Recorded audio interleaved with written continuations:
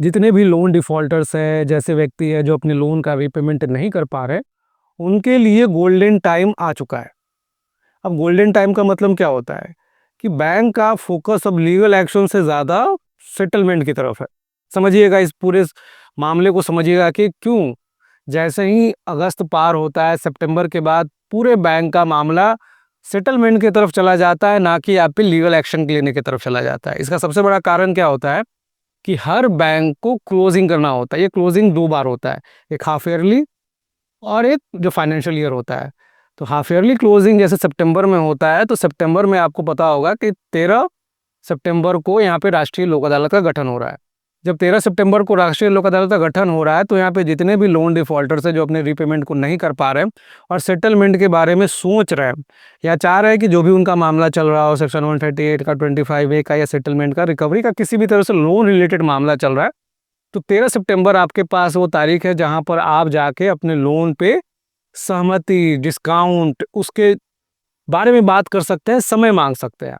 क्योंकि अभी बैंक का कंसर्न क्या है कि अभी आप पे वो लीगल एक्शन लेने चला जाए या किसी तरह से कोई प्रक्रिया में लग जाए, तो वो रिकवरी नहीं कर पाएगा। और ये समय मैं क्यों बोल रहा हूँ कि लोगों के लिए गोल्डन टाइम होता है, इसके पीछे बहुत बड़ा कारण होता है। अगर आप इस कारण को समझते हैं, अगर आपको समझ में आता है ये चीज़ क्यों होता है, तो कहीं न कहीं लोन रिलेटेड मामले आपके लिए समझना थोड़ा-सा आसान होगा। इसको हम थोड़े से एग्ज़ाम्पल में समझाते हैं। देखिए, अगर आपके यहाँ कोई पार्टी फंक्शन है, तो उसकी तैयारी थोड़े दिन पहले करोगे ना, 10 दिन पहले। तो बैंक के सामने क्या होता है कि उसको मार्च क्लोजिंग को देखने के लिए, क्योंकि मार्च में उनको सबमिट करना है। क्या सबमिट करना है? एनपीए रेशियो कितना है उनका। अगर कोई भी बैंक एनबीएफसी कंपनी का एनपीए अकाउंट 27% से ज़्यादा है, तो उसके लिए समस्या है। अब 27% मेंटेन करने के लिए वो मार्च में तो क्लोजिंग करेगा, पर उसकी तैयारी उसको कब से करनी पड़ती है?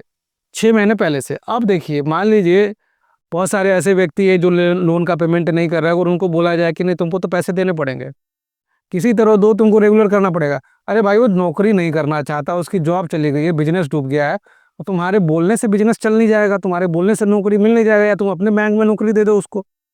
ये चीज़ तो होना नहीं है, क्योंकि उसकी नौकरी गई, ये समस्या है, उसका बिजनेस डूब गया, एक समस्या है, जिसका समाधान रिकवरी एजेंट नहीं कर सकता, बैंक नहीं कर सकता, कोई भी नहीं कर सकता। अब इसका समाधान होगा तो होगा कैसे? अब इसके समाधान हेतु बैंक आपकी स्थिति को नहीं बदल सकता है, तो बैंक अपनी स्थिति के अनुसार ढलता है।